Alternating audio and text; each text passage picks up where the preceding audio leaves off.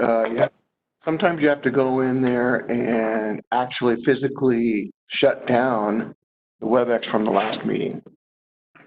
There's And so, yeah, that's what that is. And if you didn't physically end that session. Yeah. Okay, so are you on the WebEx thing from the last time? You know how to do that? So go like this. Here's WebEx. Wait a minute. So do like this and they close it. Now try it again. Now try your messenger. Should work now. Well. Yep. Just do, yeah. That work? I'm getting there as fast as I can. I found like if I've left WebEx open from the last meeting, I have to close it before it'll go to the next one. There we go. Yeah. There's Pinwheel. She's there. Okay. There's Dan. Hi, Dan. Hello. Dan, I want to apologize to you for not seeing that little hand thing.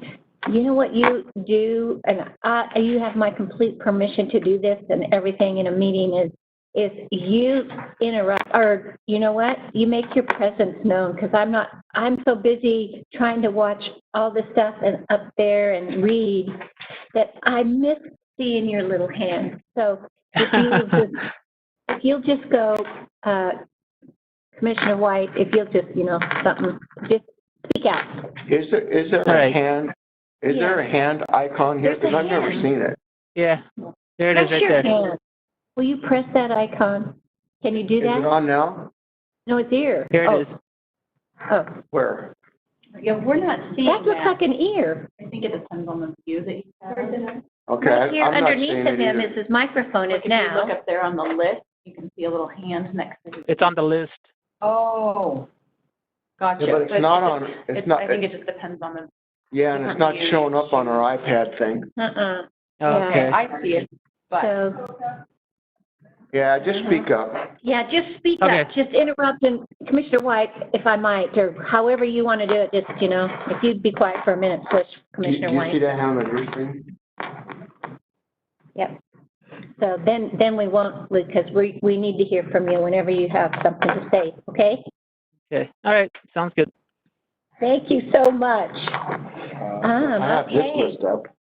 In the middle of everything, it'll show the hand. I think we're good to go. List up. Yeah. Okay, good afternoon. It is Monday, June 8th. All three commissioners are here in the commissioners' meeting room. Jen Ross is with us. She is doing the deputy clerk duties for us for this public hearing. And this is a public hearing to consider a request by Jeremy Gordon for a conditional rezone, and that's case number CR 2019-0013. We are WebExing this meeting, and I see we have our staff on there. We have TJ Bullard here in with the meeting room with us. And so, Jenin, if you would like to, is there anyone else that I've missed either on the phone or have WebEx in here? Because we're going to swear you in if you want to testify. So TJ Weller, Tricia Nelson, Dan Lister, do you swear or affirm that the testimony you give will be the truth, the whole truth, nothing but the truth, so help you God? I do. Very good. Thank you. Dan. Thank you, Madam Chair and Commissioners. Dan Lister, Planner 2 for Canyon County Development Services. The request before you today is a conditional rezone for Jeremy Gordon. The parcel shown here, the applicant is requesting that the parcel be rezoned from agricultural to a conditional rezone rural residential. Again, this comes with a development agreement to restrict future development to just what is being requested to give this parcel a building permit. And I'll go through the history real quick. So the parcel in question, you see in green, the 7.83 was divided from this main lot. It shows as parcel 2 on the screen. The The other parcels shown on the screen were once part of that parcel 1, got divided off in about 2004. And then recently in 2009, the applicant or the owner split this property off without county approval, just through a quitclaim deed. So therefore, this portion does not have a building permit available. So either the owner would have to merge it back into the property or go through this process to gain a building permit for that 7.83 acres. As shown on your screen to the left, the property is zoned agricultural. The surrounding area is all agricultural except down by Peckham Road where industrial is shown. Our future land use plan doesn't really change. It keeps it as agricultural. But to the right, you see Greenleaf's plans there for the future, and you can see a mix between a low to medium density residential and high density residential going through that property. That's where that star is located. So you see there is a future residential use for this area, but it would be when it's annexed into the city where they have other plans for that area. The sizing, 7.8.3, does not inhibit the ability to redevelop in the future. So City Greenleaf does not oppose to this request.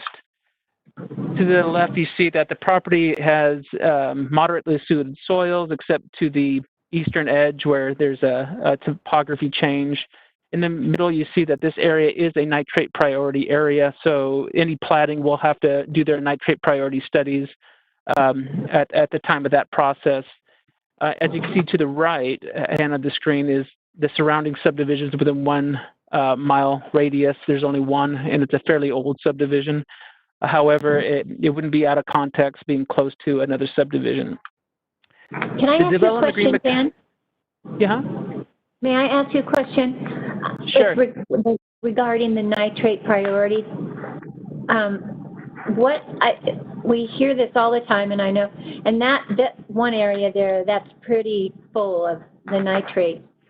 When does it become problematic? When can they not use that for development? Well, that's why they do a study. So in that area, Okay. they identify that there's an issue in that area, and then so certain developments, a land division doesn't really trigger that requirement, but a subdivision would. And so they have to do the study to see if it's appropriate, if it is something that Southwest District would allow, or if it has to limit the size of the development to accommodate or to make it so it doesn't increase impacts in that area. In this case, using just this one, a 7.82 or 3 acre lot's not going to create much of a issue. However, they still have to do that study to ensure that there's things in place either showing that it won't cause further impact, or if there's mitigation in place that they would have to put into that to where it wouldn't cause any impacts, further impacts into that area. So it's the size of the property that kind of is the tipping point then for moving forward or not? It has to do with other things, the amount of wells and septics going in, or septic systems going in, and so the density of it could, it could change the amount of lots allowed, or the size based on the sizing they need for septic and things like that. Okay, good. Thank you. Dan, if I could, yeah, I think there's a really good line of questioning here, just to clarify for future reference as well. Correct me if I'm wrong in my understanding of this, but the nitrate priority areas involve two pretty good critical considerations. One is to make sure that the development of this ground does not add to the problem, which would be mitigated through more advanced septic systems that would make sure that doesn't go in there. And the other concern that I'm understanding from Southwest District Health is its impact on the drinking water, both in the surrounding area and to a potential well on that site. And that could trigger the need for more advanced type of filtering or cleansing mechanism on that well. Are both of those correct, or am I wrong in that? Those are correct, yeah. Those are parts of it, yes. Yeah. Okay, thanks. Okay, so I have one more question, just because it's just always bothered me. So, if you have a community well or a community waste system or something like that? Yep. Does the nitrate priority system, then, can that be a tipping point there? That's a good question. My understanding, that's a whole different thing, because basically a community wastewater service or system or a water system are meeting certain requirements that to establish a clean drinking water system or a system similar to a sewer plant or a sewer treatment system. So it's a higher standard. I don't think they do an NP study. They have to do other studies instead to show how that system's gonna work for that development.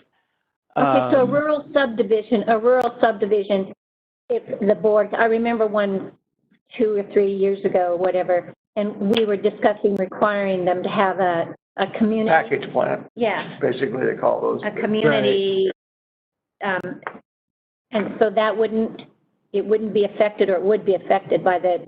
I mean, that's one of usually the mitigation is if they find sometimes that this development's going to be, they can't develop the amount of lots they want with septics, and that usually is a mitigation that they provide some type of community treatment system instead to treat this. Yeah. Good. Thank you so much. No problem. So just to complete this presentation, so the applicant is agreeing to a development agreement. The conditions of the agreement keep the property at 7.83 acres.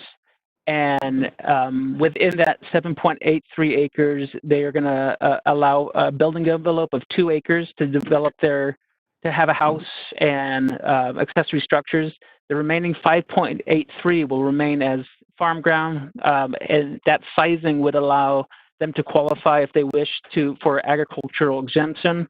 And also, it still maintains the more of the rural / agricultural character of that area. So, by the applicant agrees to that condition, and then that the rest of them are just standard, that any irrigation laterals that they don't encroach on them without approval by that district, that no further divisions are allowed.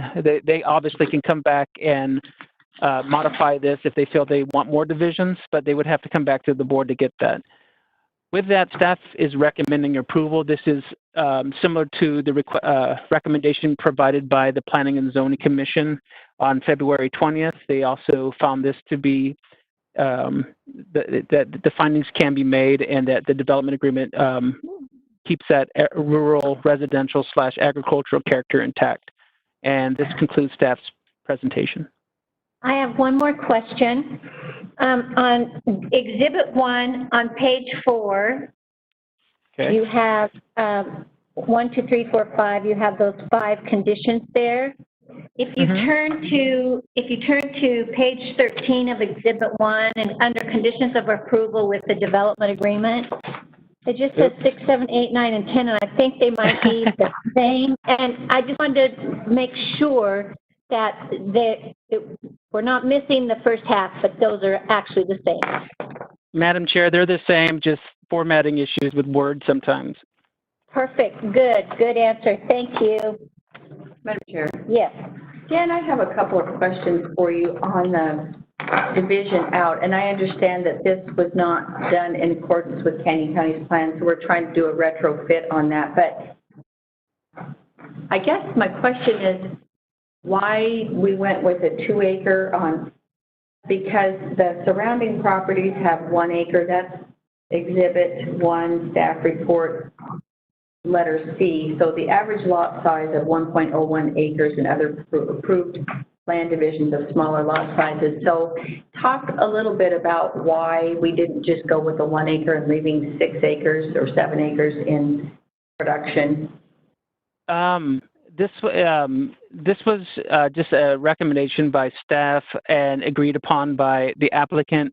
There's area towards the east of the property that is very least moderate soil towards that eastern edge where it slopes a little bit. There's that's about 2 acres right there that they could utilize. They don't, of course, staff didn't put anything where they have to use that.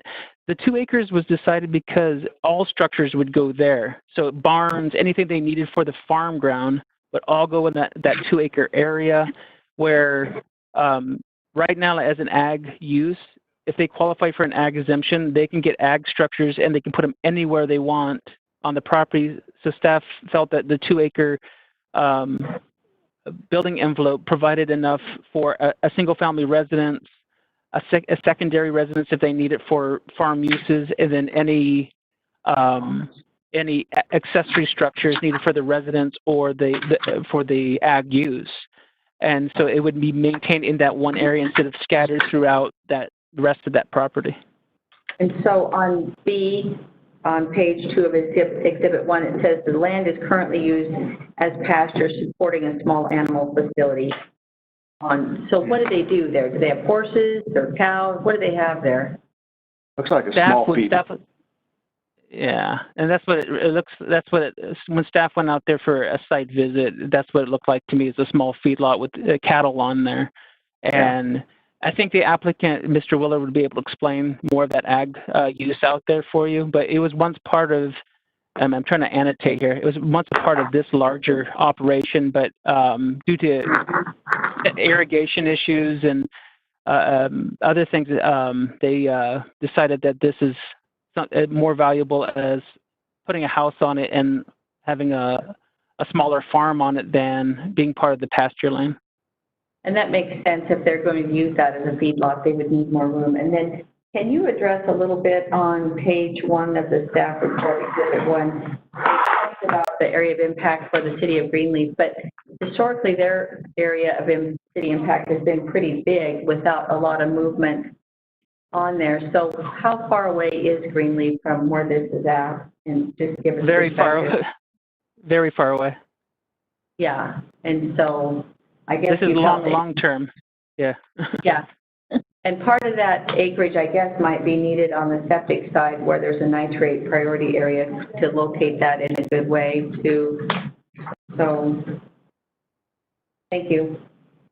No Thanks, Dan. Any more questions? Well, Dan, I guess, and maybe TJ can answer this, probably will answer this too, but as I'm looking at this, it looks to me like there's a pretty good slope off down to that, the creek that runs down there on the east side of this property. Where's the building envelope? Is it on the east end of this property? The applicant can answer that. Okay. So there wasn't one shown on the plan. We allowed the applicant to determine where the building envelopes, where they want to place it. All right, thanks, Dan. It's not really critical, but it just looks to me like the ground slopes pretty steeply off to the creek over there on the east side. All right, yeah. Thanks, Dan. TJ. Thank you, Madam Chair. TJ Weller, 17842 Sentinel Road, Colorado 807. I want to thank Dan for his presentation. He clearly covered a lot of stuff that I had prepared to cover, so I'll kind of touch on some of it. The applicant, as Dan mentioned, owned this larger tract. It was shown as, I think, parcel 1 that was about 26 acres. And he put it up for sale. He built his sister actually moved out of the house just south of this. Their family owns ground just south of this and actually north of this. And he moved into his sister's house because she ended up moving somewhere else. And so he was selling this property, and he had a lot of interested parties, but no one wanted this little 8 acres that's kind of separated from the rest of it. It's more of a horse operation. I don't know if that's still going on now. There weren't really any horses out there when I was out there doing the neighborhood meeting, but that's what it was set up for. They had a lot of horses out there, and everyone who came interested in the property didn't want this additional acreage. Didn't want to pay the additional cost that the acreage would come with. It's separated by fence, and it in itself is not fenced in, so it's just kind of open. So anyone who bought it would have to enclose that. So in order to get a sale transaction done, he ended up splitting this piece off, and he talked to the neighbor. There's a narrow strip of ground, as you can see on the exhibit that's up right now, or just left it. But there's a strip of ground that when they did the administrative split, they left a strip to connect the lower portion where the drain is and still front on the west side. And so they negotiated with that neighbor and nothing ever came about because he was thinking about combining this in with his property that's south of that strip that breaks up connectivity with his other property. And those negotiations didn't really pan out. So this was the best option, was to try and be able to make this ground usable, make it so someone who wants to put investment in the ground and make it worthwhile. Right now, the irrigating is difficult. The ground kind of undulates out there, a little rolling, and then it drops off on the eastern end, like you're saying, down to the drain. So it is difficult to irrigate. It's a small acreage. I mean, they're not getting very good quality hay off it right now. That's all they're using it for. It's time consuming to go out there and move. Right now they're doing a Canon sprinkler to irrigate it. So they have to go out and move that. And all of that is hooked up to the system that went with the other acres that was sold. So they would have to install, new pump, new pipe to get water over there. And it's just a great investment for someone who was just going to use it for pasture hay ground. So this was the best option. And Dan, can I ask you to go back one slide so that TJ can? Yes. Okay, so that was the record survey that was done for the conditional, or for the administrative split through conditional use. You can see that large parcel is not connected down there to the south boundary, and that's where the property owner owns other property. And so they were trying to get that strip eliminated so they could connect their two properties, but that wasn't possible.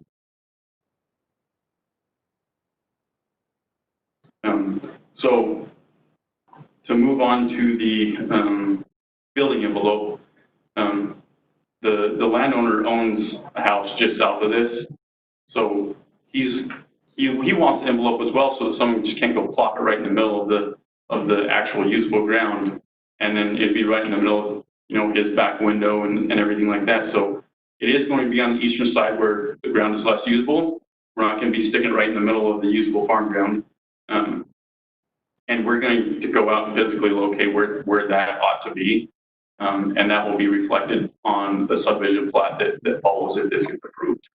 And Madam Chair, Mr. Weller, can you look on Exhibit 4B? That, I'm trying to match that up. That ground, that yellow strip actually belongs to the Heisers then. That is correct. That's a really interesting, how big is that piece? The full acreage? No, just that little strip down there. It looks like it might just be feet wide. It is only like 30 feet, I believe. And that, the Heisers, is that what your letter references in there when you're talking on Exhibit 2, that you say the owner has tried negotiating with an adjoining owner of possibly combining with another property? So they were unwilling to sell them that 30 feet to that is correct. make it contiguous. The Heisers aren't able to access to the east of that, so that is actually their only access back to that back parcel that's down the bottom of that drain. Right. Otherwise, they have to bring a ton of fill to come across the drain, because the drain goes down to the middle of that, Right. the Heiser piece. Right. Okay. Well, it just occurs to me that really makes sense as far as building envelope. That's on the hillside. Have better view lot with that as well. That's correct. It is a better spot. In the middle of the parcel is pretty much the lowest part of the ground. So having it on the eastern side is where any logical person would want to build. Yeah. I mean, it's where you have the best view and you're not wasting ground. And you don't feel like that needs to be stipulated in there, that in the development agreement or the building envelope, that it needs to be located there? Or We will have to come back before this commission with a plat. It will be shown on the plat, so if it doesn't meet what I testified to here, or if you feel it needs to be somewhere different, we can address it at that time as well. okay, all right, thank you. And I had one other comment about the nitrate priority area. It is an area identified that test wells in those areas have shown higher nitrate samples. So they, when you go to the platting phase, they require that you address that if you're proposing something that could influence that. When this is a 8-acre lot with one house coming on it, they will not require a nitrate study because of the acreage of the lot. So they figure by the time that one septic is in, it's not going to have an effect because they have the acreage to deal with anything that's coming off of that one residence. So we'll have to do the subdivision engineering report for Southwest Shelf, and because of the size of the acreage, it should not be an issue. I think with that, I can stand for any questions. I just thank you for the explanation there on the building envelope. That's kind of why I thought looking at the topography there. And the other thing is, I appreciate the little tidbit on the nitrate meaning and what that does. Thank you. Madam Chair, Yes. just one more question, maybe. Where's the access on this? Is it off of, Probably Van Slyke, wouldn't it? The Well, whole, Van the Slyke whole would east, the whole western boundary is Van Slyke Road, right? and Highway District, as long as we meet the driveway spacing, there's no issue with approach. Okay, so it looks to be, you know, that eastern part from that access off of Van Slyke Road. Tucker Road, I guess, what kind of a road is that? That is their access, so that doesn't even meet the road standard if it's a 30-foot wide and it's got two different.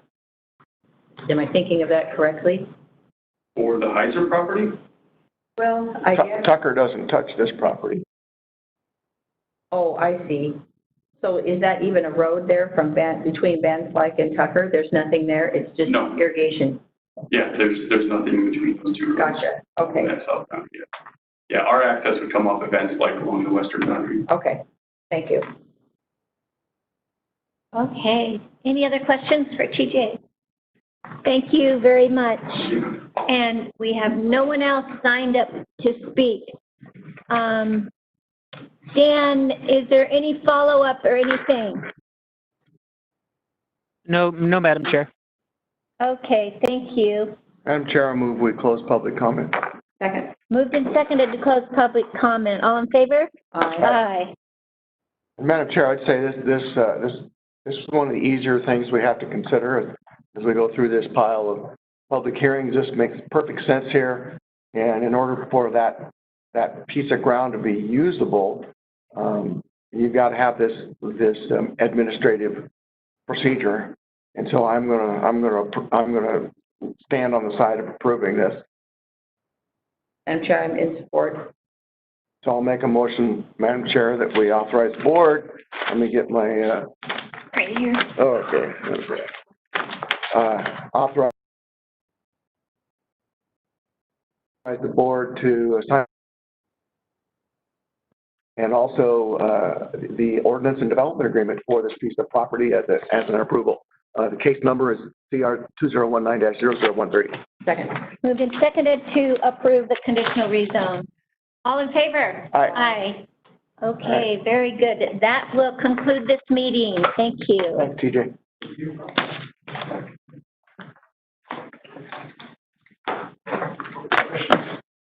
Development agreement, you guys record that? Pick it up and record it.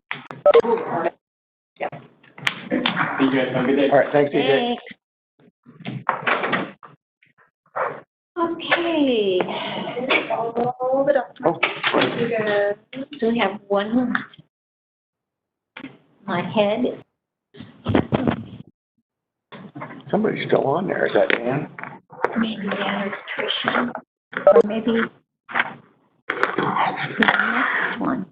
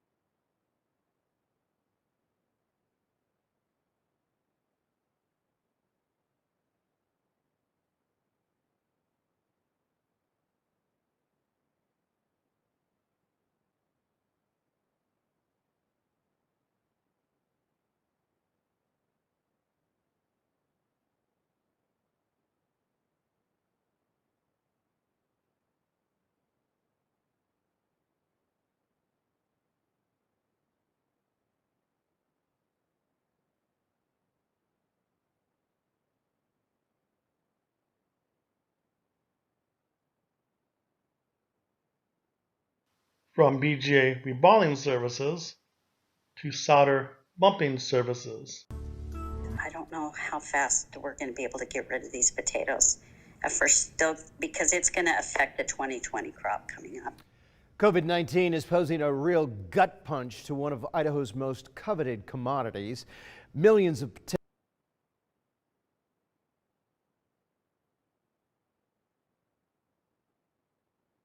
It's time for a smarter home gym with live classes with the world's best trainers. Hey guys, it's your coach Melissa here. Trainers that will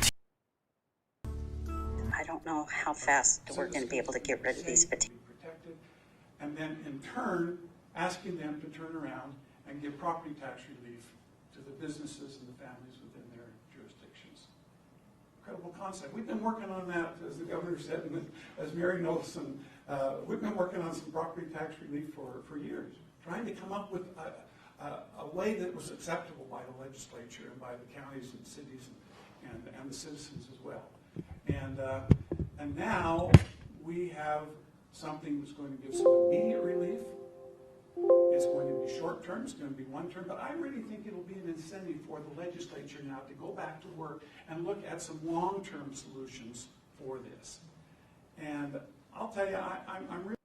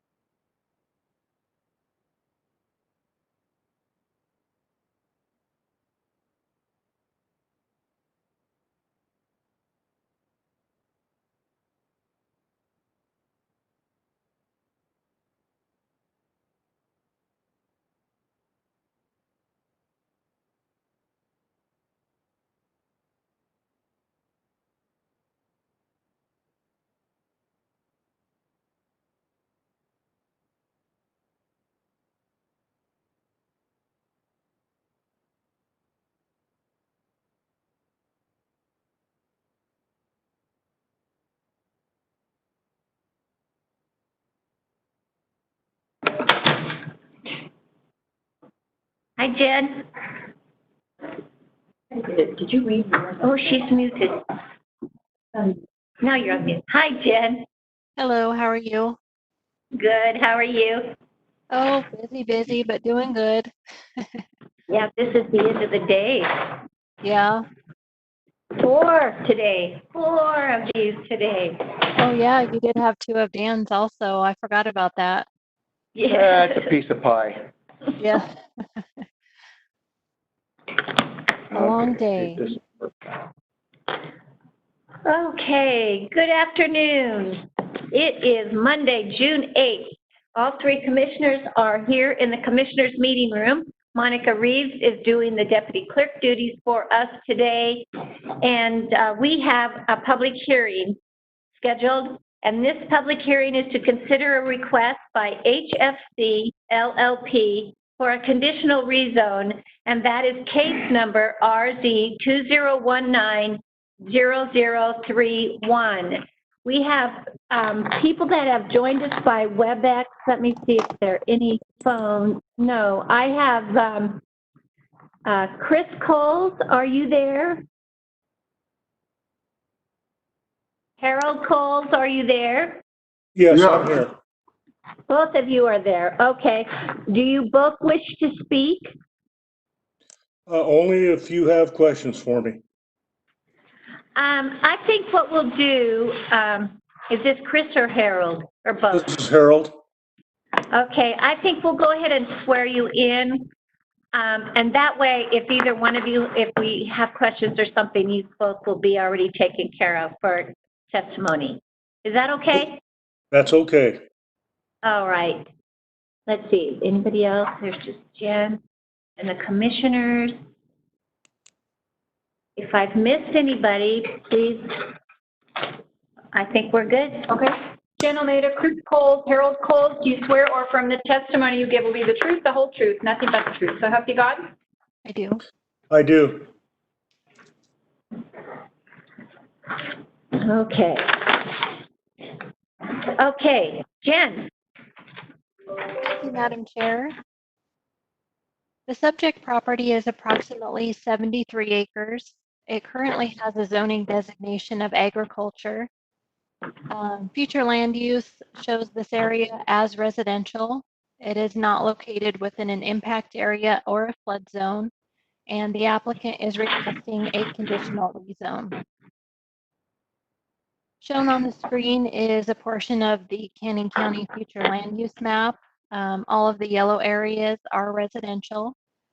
Shows that the subject property is well within the residential designation. Caldwell's area of city impact is actually the north boundary of this subject property on Lone Star Road. There is one platted subdivision within 1 mile for a total of 16 lots. Those lots have an average lot size of 2.05 acres. There is also a subdivision in the platting phase, LS Ranch subdivision, which is adjacent to the subject property and is shown in pink on my presentation. This particular development contains 91 lots, and those lots are 1 acre in size. The property is adjacent to R1 single-family residential zoning, and that's the zoning designation for the LS Ranch project. R1 single-family residential is shown in this kind of darker yellow color. There is rural residential zoning to the west side of Indiana, shown in the lighter yellow. And city limits are also located within 2,600 feet of the property, shown in gray cross-hatching. Compass household forecasts show that this area is anticipated to increase by 50 households. Compass also responded to our agency notification request in Exhibit 15. Compass did indicate that the proposal exceeds the growth forecast for the area. The total growth forecast for this particular TA zone was 50. The applicant has proposed a community water system for the project and individual septic systems. Staff has also recommended a condition of approval requiring community water system for the development as it was presented in the applicant's letter of intent. The property is not located within a nitrate priority area. The applicant will work with Southwest District Health Department for their requirements during the platting phase of the project. Canyon Highway District number 4 indicated that the future access to the property should be via a public or private road access to the 3 bordering roadways. Direct access is allowed but discouraged. The district noted spacing requirements in Exhibit 20. The district also indicated that a traffic impact study may be required. If it is deemed required, this study will be submitted with the application for a preliminary plat. Nampa School District had no concerns. Boise Project Board of Control had no comment on the application. Deer Flat Wildlife expressed concern in regards to the rate of conversion of agricultural land adjacent to the refuge. Also noted was concern regarding the use of individual septic systems rather than a municipal system, and that is Exhibit 18. Planning and Zoning Commission heard this request and recommended approval on January 16th of this year. Staff has found that the request as condition meets the standards of review for a conditional rezone. And staff has provided findings of fact, conclusions of law and order, as well as some recommended conditions of approval for the board's consideration found in Exhibit 1 of the staff report. That concludes my summary, and I will stand for questions. Thank you, Jen. Commissioner Dale? Yeah, Jen, I have a question regarding the findings of fact. It said, item number 1 says this is 15 particles or parcels. That is correct. That 73 acres that has already been identified as 15 separate parcels? Correct. There were several administrative land divisions that took place on original parcels. The end result is the 15 parcels that you see laid before you today. If you look on the old maps, there are several original parcels also. The configuration is weird. I agree. I had to go back through the property history several times, but they are requesting to rezone all of their land that they hold, which is the 15 parcels. Okay, yeah, thank you. It was just unusual. It struck me as unusual because normally you don't see a piece of farm ground that's already been split up into 15 separate parcels.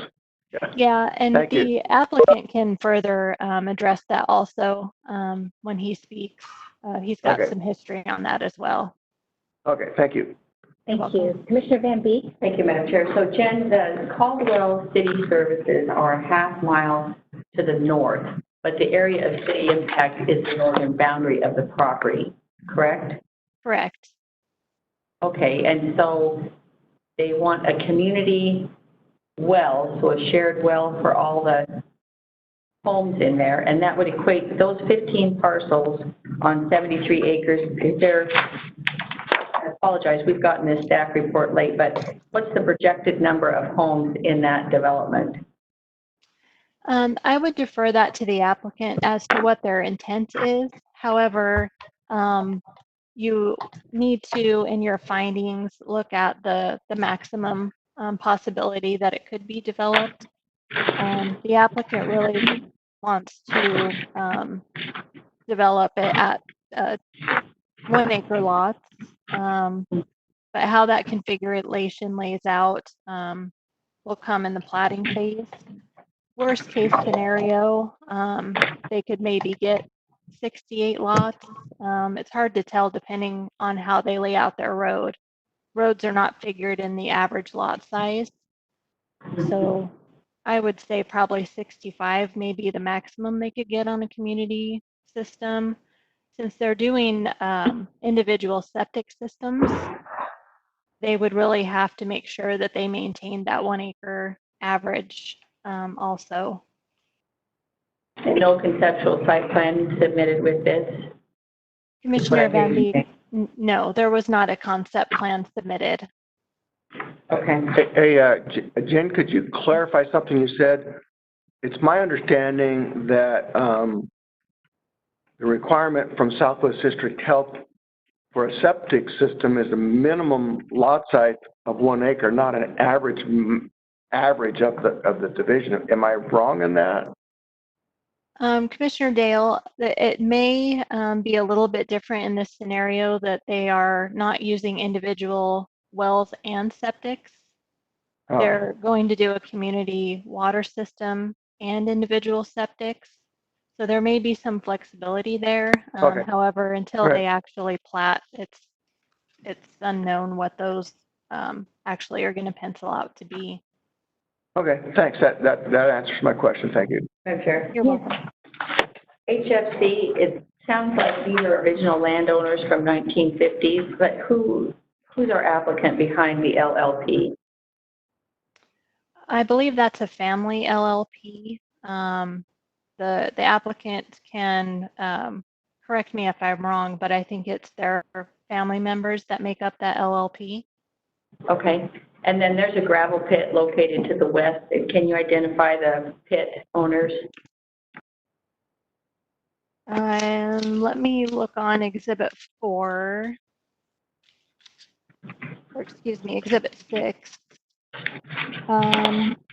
It shows on my map as being Woodland Properties, who owns And the adjacent parcel. this doesn't have a recorded conditional use permit, is that correct? No, it was created prior to, it's grandfathered in. It's a very old pit, Yeah, been there a long prior to time. 79. And is it still active? I don't believe so. I could not find any records that it's still operating. Okay, and we have no reclamation plan on file? No, we don't. It has been in existence prior to the conditional use permit requirement, and also prior to the reclamation plan requirement, from what I understand. So is there an easement or a boundary on the, what goes down there? How much separates that on Indiana Avenue from the gravel pit and the proposed property? I might be able, I drive this road frequently. It's one of my routes to and from here. It's really right on the edge of the road. There is, as you can see, there are buildings that are set up there on the north side of that pit, so there's quite a bit of ground there. You know, and I do see, I don't know what they're doing, but I do see vehicles up there from time to time. I don't know that I don't think it's actively being mined, but there are vehicles that go in and out of there. And it just drops down into the ground that goes towards the lake there. So it's. And is that a dry pit? Do you know more? I appreciate you. Yeah, it's a dry pit. There's no water in there. Yeah, at least from my observation. I see people go down in there every once in a while too. From the south end, you can get down into that pit through a roadway there, but it's supposed to be blocked off. Do you know the depth? No, it's pretty deep, but I don't know. I don't have a good estimator for that. Thank you. I don't have a drone to go in there and take a measurement. Drone, yeah. Yeah. Any other questions for Jen? I don't think so. Thank you. Thank you, Jen. At this time, we have Harold. I'm sorry, Madam Chair, may I ask one question? So Jen, on the Compass projections, the Communities in Motion 2040 plan, Exhibit 15, this development would exceed, and is that what you were indicating in your staff report? Because it was a 50 new homes in that is what you presented, and potentially this could be 68. So that would make this exceed the projections for that Communities in Motion. Can you say anything additionally about that? Correct. So this particular TAZ zone anticipates 50 households. So they were looking at potentially the max to be somewhere in the 60 range based on the zoning that was requested. So based on that, anything above 50 is exceeding their forecast for that particular zone. Okay, and then this is also prime agricultural farm ground, is that right? Yes. It does have primarily moderately suited soils, and it's prime farmland if irrigated, which it is. Okay, thank you. You're welcome. And Madam Chair, I might just comment regarding the Compass Communities in Motion TAZ. This came up about 2 or 3 years ago, I believe, as a discussion in the Compass board. And the Compass board wanted to make it or the Compass staff wanted to make it very clear that those TAZ zones are not intended to be used for decision-making processes in land use. It's just an estimate of perhaps future planning for roadways. It's not intended to be used as something that you could point to and say, well, TAZ says 50, this is 65, therefore we got to deny it. It would not, it's not supposed to be or intended to be used as that kind of a tool. Thank you. Thank you. Okay, anything else now, Virginia? Okay, we have the applicant, Harold Cole. Hello? Hello. Would you put your name and address on the record, and then we'll just hear from you what your plans are with the property? Sure. My name is Harold Coles. My address is 13634 Indiana Avenue, Nampa, Idaho 83651. Thank you. What are your plans? It's off of Indiana, so I'm going to make a big assumption, and I shouldn't do that ever, but is this property that is close to yours and that you've been able to acquire, or you're going to develop it? If I could, I'll give you a real brief history of the property so you can get a clear understanding. My mother and father took this property out of the desert in the Desert Entry Act in 1951. My brothers and I were born and raised on this property and lived here virtually all of our lives, and we live here right now. We're speaking from the property as I'm here. As a commission probably knows, my mother was a county commissioner in Canyon County, and part of the reason that you see the 15 parcels is that as time went along, we were thinking about building houses for the brothers and different little things that we were trying to do as we went along, but we kept it all in one piece of property. We sold 5 acres, as you can see on the map, to a gentleman named Cliff Adamson, and another acre for a shop. So that left us with 74 of the original acres. So HFC is basically the result of my mother and father doing proper estate planning and passing it without any problems to the 3 sons that are remaining, which would be myself, my brother Charles Alexander, and Chris Coles. So that's a brief history of the property. I noted that it was considered prime farm ground, but it's really moderately suited. When you have a gravel pit on 2 sides of it, you can tell that there's a lot of gravel underneath it. We've fought erosion since we started farming it in 1954, and it's a real problem. We have grown some decent crops over the years, but it's getting to the point where it's hard to rent it to anybody and have them make a profit on it, pay our taxes, and pay for the water. With the creation of Lone Star Ranch and the additional development on the corner of Orchard and Indiana, we felt that it was time to ask for a rezone so that we could properly plan a potential subdivision.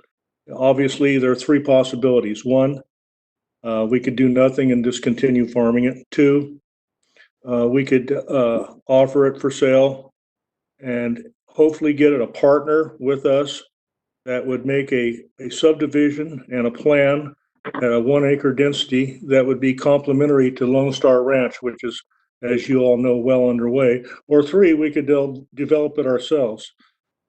Unfortunately, you could take everything I know about land development and put it in a thimble and have room for your thumbs. So that's probably not an option.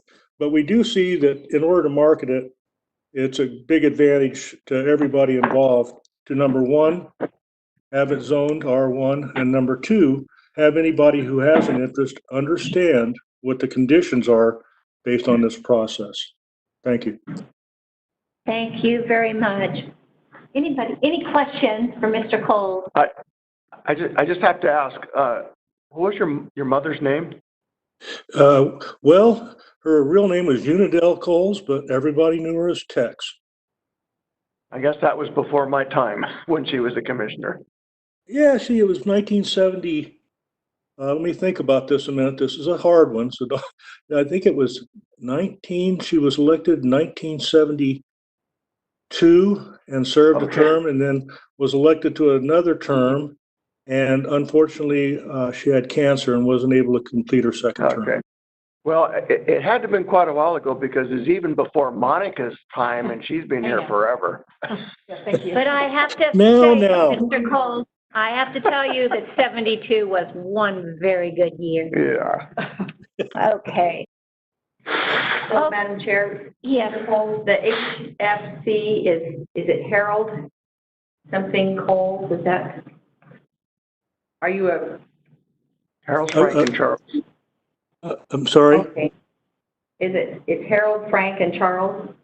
No, it's, I'm Harold Coles. My older brother's name is Charles Nicholas Alexander.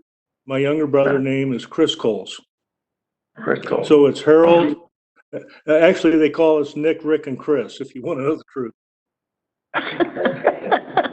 Thank you. So it's a family LLP, though, is where I'm going. It is a It's family private- LLC, and those are the three partners. Yes, thank you for that. We have seen a lot of these family sites come in front of us, and I think it's wonderful. I would love to see you all live there, and all your grandchildren live there, and all of their children live there, and everything. But I think it is very, very smart planning on the behalf of your parents. So congratulations. And Madam Chair, so is the plan then, I understand you're not going to be the developer. Are you staging this to sell the ground then? Is that right? I would say that of the two possibilities, just selling it outright is one possibility, but also maybe partnering with the development so we can kind of keep our hands in it is probably a more distinct possibility. Okay. All right, thanks. Nice. And I think when it's been in the family that long, I hear that you care how the property develops, so I appreciate that. There's a lot of development going on out there around you now, is that right? Yes, there is. And, you know, we have a concern that whatever we do here needs to be as nice or nicer than anything around us, because that's just kind of how we are. So Lone Star Ranch is really going to set the bar for this area, I believe. I mean, Sienna Hills is only a mile away, and it's a very nice subdivision, but we want to have something that's planned and that works for everybody. And can you tell me a little bit about the Woodland property? Is that still an active pit, or is that, I don't know if you heard the discussion by Commissioner Dale, but he said that is traffic in there sometimes. I think it's helpful to think about that as Nampa Paving, because that's the business name that you would normally associate with the property. And if you would have asked me 18 months ago, is the pit active, I would have said no. But they are bringing out some material. When they do a job, sometimes they have asphalt or waste stone or something. So they're kind of filling up two portions of the pit with excess concrete and lava rock and so on and so on. And they are stockpiling right now some mix for asphalt. And then there's also a shop that they lease to whatever company might want to lease it. Right now, it's an excavation company. So there's a little bit of business going on, but it's certainly not their main pit. They do most of their business along the Boise River out in Middleton. Yeah. And how do you feel like that will impact the development of this subdivision by having a gravel pit? That seems to be a bone of contention for a number of people. That's a great question. And having talked to the people who own it, they're not going to be there much longer in terms of any kind of business thing. And I think that they've already started to terraform it. In other words, to return it to some kind of useful use. I think at some point that they're going to want to look at maybe some development there as well. So I would say a maximum 2 to 4 years that they'll be doing anything at all in the pit. Then after that, I think they'll abandon the pit, terraform it, and possibly look at doing some kind of development themselves. Okay. That's just speculation, though. Yeah, and I think that is his MO. We have property that he's excavating on, and that seems to be what he does. So, property next door, excuse me. So thank you for the information. You're welcome. Madam Chair, I don't see, are you going to ask if I see that TJ Weller, you've joined the WebEx. Do you wish to speak?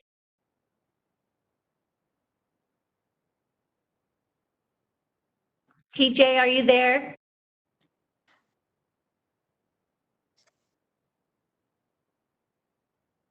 Okay. Okay, I don't see there is not anyone else unless I know that Chris is on there. Does Chris Coles? Chris, are you listening? Do you wish to speak?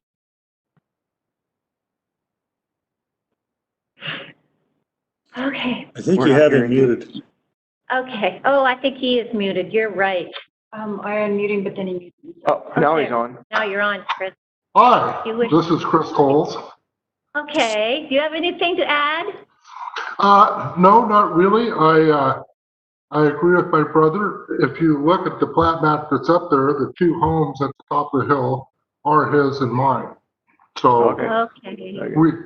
we have a vested interest in seeing this property is developed proper.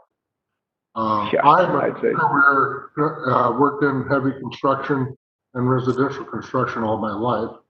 So I have a fair idea of what developing it properly would be. Yeah. Very good. Thank you. And Chris, how far are you from that pit, and do you know how deep it is? How far am I what? From the pit, from the Nampa paving pit, and how deep is it?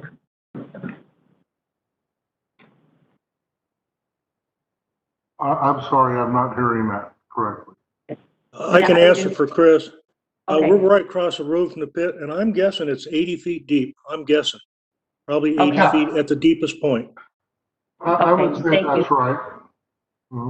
I'd concur with that too. So. Okay, just curious. Thank you. Okay. If there's anyone else that wishes to speak, if not, we have no one signed up. Madam Chair, I make a motion, we close public comment. Second. It has been moved and seconded to close public comment. All in favor? Aye. Aye. Okay, what is the desire of the board? Madam Chair, I just want to give a little history to this too. This is a particular area. I think it was in my second term as Nampa mayor that Jerry Hess called me up, and Jerry's a pretty good land developer throughout the whole Nampa area, and was very active at this time. This is 2006, 7 time frame, and he drove me up there on Indiana and stopped right there on your property and said, Tom, this area here is ideally suited for beautiful view lots development. It sits up high on the hill there. And he says, I want all of this land to be in the city limits of Nampa. Well, we've kind of negotiated with Caldwell on some of that ground out there as far as who can serve it best. So I don't know if this will even end up in a city limits. Caldwell's impact area is to the north. But anyway, this area has been identified by forward-thinking visionary people as beautiful, beautiful land for homes that people would enjoy living at. So it's not surprising to me that the Coles have brought this forward to possibly develop it into some nice lots up in there. I will note that these are R1, so they will be a minimum lot size average in the development of 1 acre. And then that will be also restricted by whatever Southwest District Health requires for individual septics. That's going to be up for evaluation, and that'll be handled at the platting of a proposal. But I do believe that this area is good for this kind of development. Pretty good slope up there, and I think it makes beautiful home lots. And I don't think the gravel pit on the other side is minimally active, and as we've heard, probably will be closed down in a matter of 4 or 5 years at the max. If I was a kid and my parents owned a house in that subdivision, I'd probably get in trouble for going and playing in that pit, because that's something that I would have loved to have next door to me when I was growing up. At any rate, I believe this is a good proposal, and I'm in support. Madam Chair. Yes. I also appreciate and in support of the proposal. I do appreciate the testimony from Harold Cole and his interest in making sure that this is high quality development. I wish that we had people invested in property and how that develops. He does have residential all around him and wants to set the bar high. That is appealing to me when we have these view lots and areas along the lake, which is a great amenity for residents. So I'm in support, and I appreciate it is going to be the basis for that decision will come because of the vested interest and the good testimony of the applicant today. Thank you. Thank you. And this is very compatible with the area around it. It does not, it is consistent with our comp plan in the residential use, and it's a piece that is got a nice history with Canyon County and their communities. So I think this is a great fit for that area, and I wish them all the best as they put this together. And Madam Chair, I might just point out also, it was never brought out in the testimony or anything, but if you go just on the corner of Roosevelt and Indiana, that is the entrance to the upper embankment of Lake Lowell, the dam right there. So that takes you right down to the wildlife refuge and the buildings down there, and all those walking paths and everything are right there on that corner. And so this development would have a really nice amenity, just being able to walk down there and have all that wildlife and all that kind of stuff right there. So anyway, I think it could use.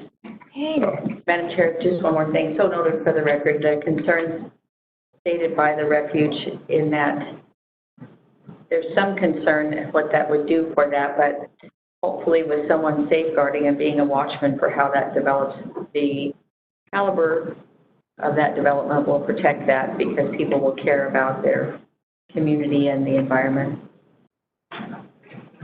Madam Chair, I'll make a motion that we authorize the board to approve the conditional rezone with the development agreement of all these 15 parcels for approximately 73.31 acres. This is case number LLP RZ 2019-0031.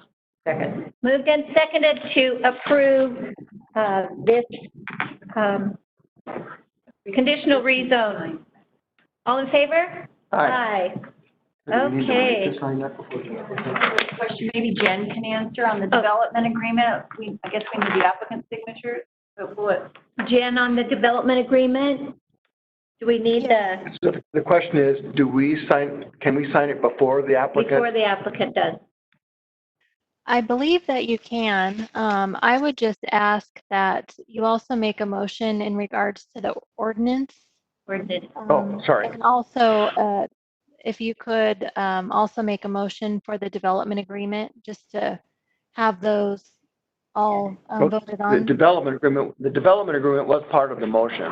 Was it? Okay. But I don't think we did. I must not have heard that. I don't think we did the ordinance. Correct. I did not hear the ordinance. So if you could make a motion. We didn't do that one. Yeah. So I'll make a motion then that we approve the ordinance that goes with case RZ 2019-0031. Second. Moved and seconded. All in favor? Aye. Okay. That should do it. Thank you so much for joining us, and good luck to you on this. It's a great endeavor on your part. Thank you very much.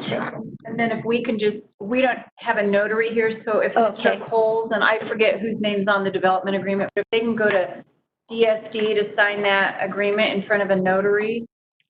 Okay, it just says HFC LLP. So Mr. Coles, Harold, you spoke on this, and one of you has to go into our DSD department to sign the development agreement, if you would not mind doing that.